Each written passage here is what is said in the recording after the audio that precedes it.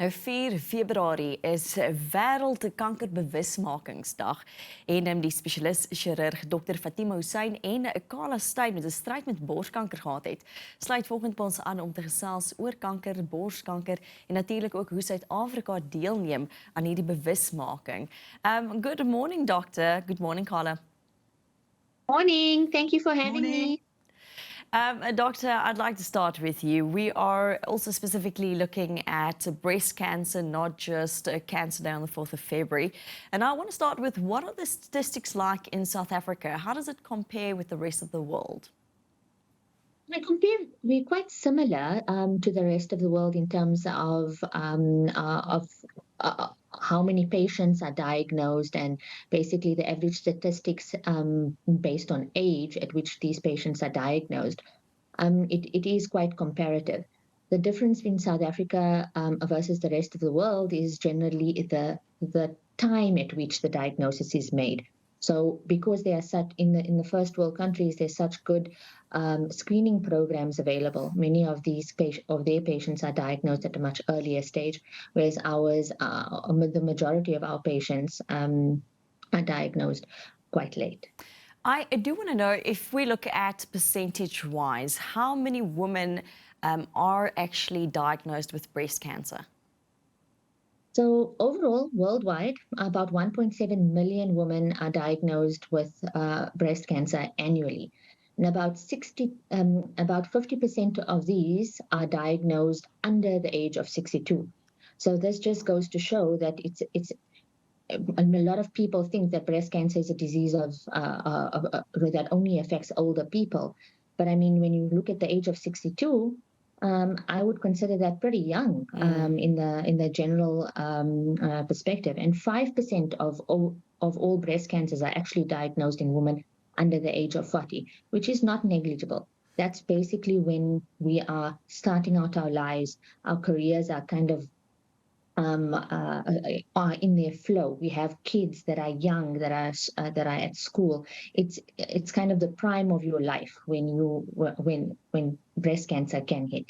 So if you want a little bit of perspective, if you're in your 30s, maybe about 1 in 204 women will get breast cancer. So that makes it about 0.4%. When you're in your 40s, that goes to already 1 in 65 women will get breast cancer, which is not a little bit. That's about 1.5%. And once you get into your 60s, basically 1 in 28 women will get breast cancer. And that's a whopping 3.5%, which is incredible. That's new news to me. I mean, that's probably one of the biggest myths of breast cancer, that it only happens at a later stage. I wasn't aware that it was prevalent at such an early stage in the percentages that it is. I think I think our biggest issue is the way we think of age. I mean, yes, there are a lot of women that are. I think the whole thing about retirement, getting into your in your 60s, is that you can still live, you can still do a whole lot of other things. So 60 is actually not that is not old. I think that's the simple truth. 60 is not old. I think the new old is, I'm scared to say, but maybe about 70 or 80. Yeah. maybe. But I think 60 is still not old, and the breast cancer by no means is a disease of the elderly. I think a lot of the women that we see are affected at a very early age. Yeah. Wow. Carla, now that we're speaking about age, you were diagnosed with breast cancer at a young age. I think you were 32 when you were diagnosed with breast cancer. How did you know something was wrong? How did you think, okay, wait, I need to actually go for a checkup?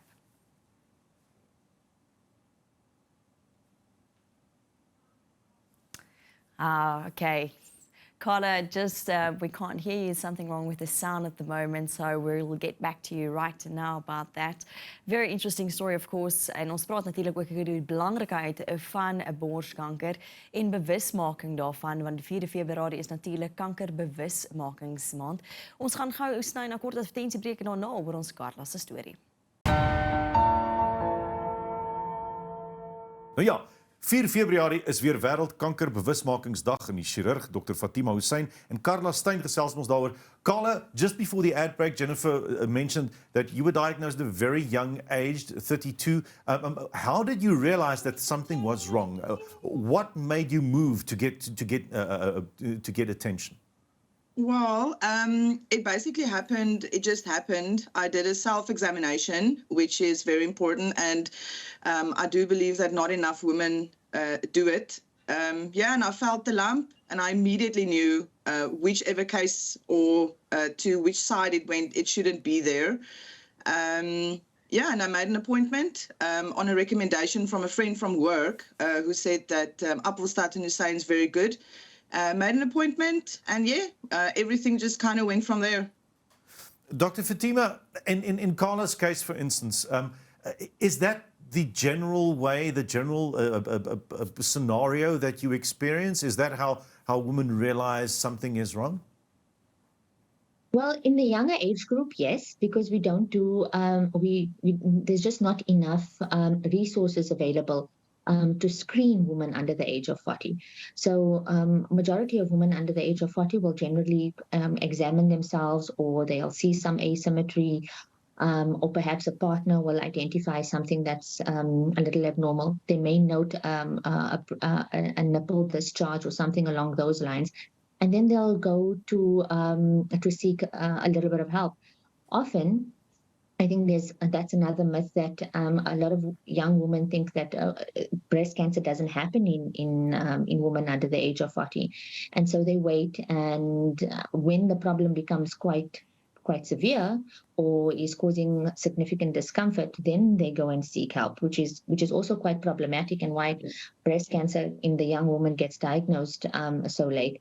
But nevertheless, they generally go and seek help at some point, either from a GP or from a trusted gynecologist, and not that often, but from a breast specialist, so somebody or a breast center, so something like a center where there is doctors or surgeons, etc., that manage breast disease. And then we will take it further from there, often organize an ultrasound or mammogram, perhaps do a biopsy, do a clinical examination as well, and then take it from there. Doctor, let's say I have been diagnosed with breast cancer. What are my options after that? If you've been diagnosed with breast cancer, it depends on what type of breast cancer. There are different modes of treatment or modalities of treatment. So in Carla's case, there was it's based on the type of tumor that we identify. So there are options like chemotherapy. There's options such as endocrine therapy or hormonal blocking agents, and then there's the newer things on the block, like the immunological agents, things like Herceptin, etc. The surgery forms a major component of breast cancer management. So at some point in your treatment, you will have an operation. Sometimes if it's diagnosed early enough, it can be right at the beginning, but somewhere in your treatment. Sometimes we give you a little bit of chemo or a little bit of hormone blocking agents to try and shrink the tumor, and then we do the operation and then give you a little bit of treatment after that. And that can be in the form of, again, chemotherapy, a hormone blocking treatment, again, the immunologicals, and sometimes it may include some radiation therapy as well. It sounds that there's a lot of options for people to look at, and a lot of real treatment available that makes a difference, a true difference. But Carla, being diagnosed with breast cancer, what was your experience? Because I think the average viewer is worried about the shocking aspect, the emotional aspect of it. How do I get through it? How did you experience the whole process? Well, the initial reaction was shock and fear. My grandmother on my mother's side was also diagnosed with breast cancer many, many years ago. So I kind of had it in the back of my mind that it might happen to me, but you kind of hope that it never does. But when it did, I was very fearful, which I think is a very normal response, because when you hear the word cancer, you immediately sort of associate that with death or suffering, which is, I don't think, the case anymore. Like Dr. Hoosain said, when diagnosed early, it's very, very treatable and even curable. So I think people need to be informed that it's not the same as it was even 20 years ago. But it was a very interesting journey. You get to meet a lot of great people with lots of compassion. It gives you, it restores hope in mankind, knowing that people are still good and everything like that. But it is, it's not nice. Chemo is not it's not so nice. The nausea that goes with that's terrible. But it's not the same for everyone. So some people handle it better than others. I think in my case, I just decided that, cancer is not going to beat me. I'm going to beat cancer. And together with my team, like Dr. Hoosain and Dr. Pinar and the chemo nurses, everyone has a very hopeful mindset. Everyone's of the opinion you are going to beat this, which is great because it all helps in the mental battle. So yeah, and I'm convinced if you've already done that, if you decided that this is the way forward and you're going to do this and you're going to beat this and you will survive, because in actuality you are fighting for your life. So you need to decide, what's your attitude going to be towards that. So yeah. Carla, I think that was going to be my next question, is how important is a support network? People that you can turn to, people that you can cry in front of, you can express your fears, you can hope with them, and they to almost catch you when you have your off days. Because there must be days where you just kind of feel, today I'm slightly off, I don't quite have that fighting spirit, but tomorrow you get up again and you've got that fighting spirit. So how important is that network of people? Well, I would say it makes up at least, I would say 60% of your treatment plan consists of your support network. The rest is just add-ons. But it's crucial. I think it's crucial. I definitely had days where you look at yourself in the mirror and think, oh my word, where's my hair gone? I'm ugly. I feel terrible. This is just terrible. Why is this happening to me? It's all those questions that you ask. And you go through a lot of, how would you say, psychological, it's kind of like you're in war with yourself and you're questioning a lot of things, like your purpose. And like I said, why is this happening? But you can also ask, why not? Why not me?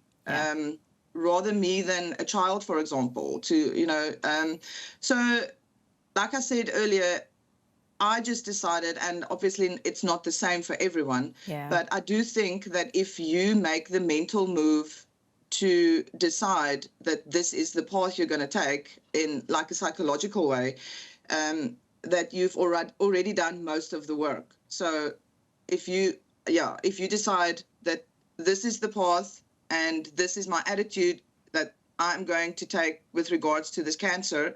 And it is difficult. It is really difficult to keep your hopes up and to be positive, especially when you feel terrible. And even like after my surgery, I was not in a lot of pain. It is obviously uncomfortable.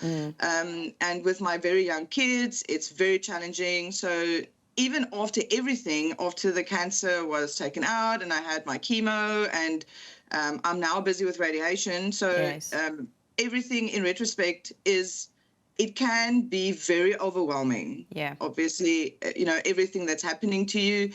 But like I said, my biggest thing is I'm taking it one day at a time. And every morning I wake up and I consciously make the decision that today is going to be a good day. And it's one step closer to being victorious over this cancer. So that's my attitude towards it. That's beautiful. Doctor, I want to say thank you so much for educating us this morning on some really facts that I think is important to know for people out there. And Carla, thank you so much for sharing your story and sharing your story out of a perspective of hope. We really appreciated that you guys joined us this morning. Thank you. Pleasure. It's been a pleasure. Thank you. Dit is natuurlijk Dr. Fatima Hoosain en Carla Steyn en ons het gepraat oor Wêreld-kankerbewusmakingsdag wat die 4de Februarie is.